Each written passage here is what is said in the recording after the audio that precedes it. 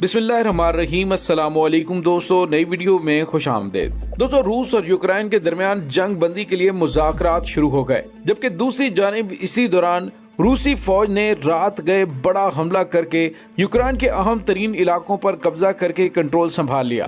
दोस्तों, रूस और यूक्रेन की जंग के दौरान इसराइल ने भी एंट्री मार दी है, जबकि इसराइल को जवाब देने के लिए शाम से रूसी अफवाज ने कार्रवाई का ऐलान कर दिया। वीडियो की तफसील में जानने से पहले आप देख रहे हैं हकीकत की दुनिया डॉक्टर अली के साथ। हमारा चैनल सब्सक्राइब करके घंटी के निशान को दबाना मत भूलिएगा। इस वीडियो को ज्यादा से ज्यादा फेसबुक, व्हाट्सएप और सोशल मीडिया पर शेयर जरूर करें। शेयर और लाइक करने के साथ साथ कमेंट बॉक्स में पाक फौज जिंदाबाद, पाकिस्तान पाइंदाबाद और पाकिस्तान के गुमनाम हीरोज को सलाम का नारा कमेंट जरूर कीजिएगा। दोस्तों, यूक्रेन के बड़े बड़े शहरों में रात भर फिजाई हमलों के सायरन बजते रहे, जबकि यूक्रेन पर रूसी हमले को 5 रोज गुजर गए। रूसियों ने 3 अहम तरीन समतों शुमाल, जनूब और मशरिक से हमलों का आज सुबह से आगाज किया था और रूसी फौजियों के यूक्रेन में दाखिल होने के बाद अब तक दर्जनों अहदाफ को निशाना बनाया जा चुका है। दोस्तों, रूसी अफवाज हमला करते हुए कीव के मुज़फ्फरात ओबुलोन के करीब पहुंच चुकी थी, लेकिन अभी तक दारुल हुकूमत पर कब्जा नहीं कर पाई हैं।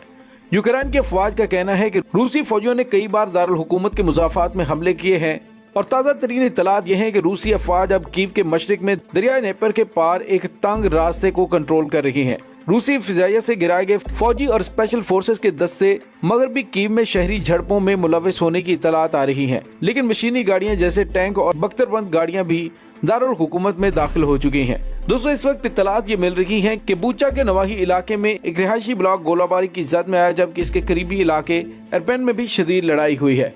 कीव के मगरिब में होस्टमिल हवाई अड्डे पर भी शदीद लड़ाई हुई, जिसके बाद रूसी फौज ने उस हवाई अड्डे पर कंट्रोल संभाल लिया है।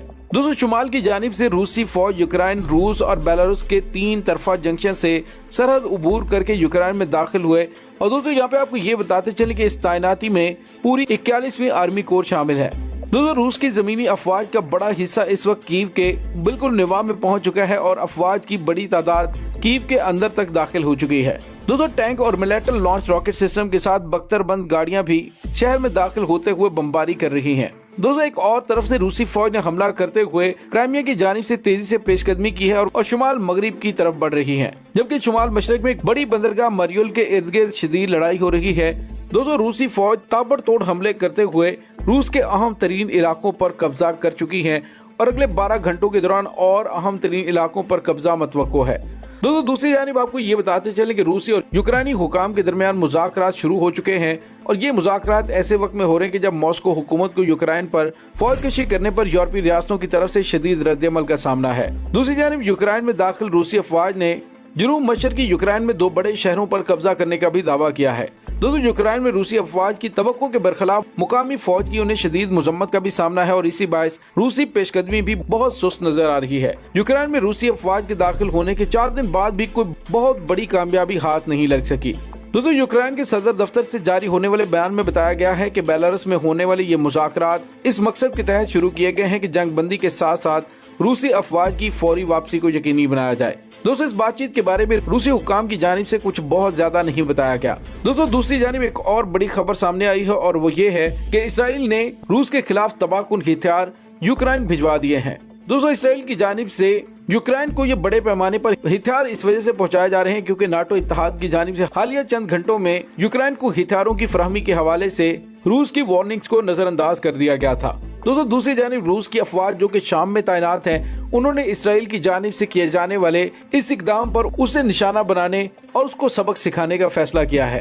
दोस्तों, इसराइल जो कि बिल्कुल शाम के पास है और इसराइली फौज की जानिब से शाम में मुजाहिदीन के ठिकानों को निशाना बनाने का सिलसिला बड़े अरसे से जारी है, लेकिन अब यूं लग रहा है कि जैसे फलस्तीनियों को ईरानी हमायत याफ्ता प्रॉक्सीज के अलावा अब रूस की मदद भी हासिल होने वाली है, क्योंकि पहले भी इसराइल के मामले में रूसी सदर व्लादिमीर पुतिन का मौक़िफ़ बिल्कुल दो टोक और वाज़ेह है कि गोलान की पहाड़ियों पर इसराइल के तसल्लुत को तस्लीम नहीं किया जाएगा और इसराइल एक नाजायज रियासत है और उसने फलस्तीनियों की सरजमीन पर कब्जा किया है।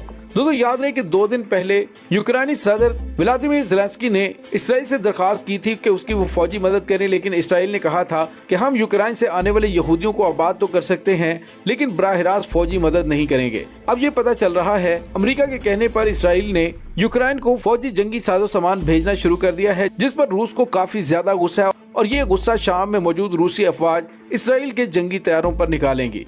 आने वाले दिनों में आपको कुछ ऐसी खबरें मिल सकती हैं कि जिसमें आपको पता चलेगा कि रूस के एयर डिफेंस सिस्टम ने इसराइली तैयारों को शाम में मार गिराया है।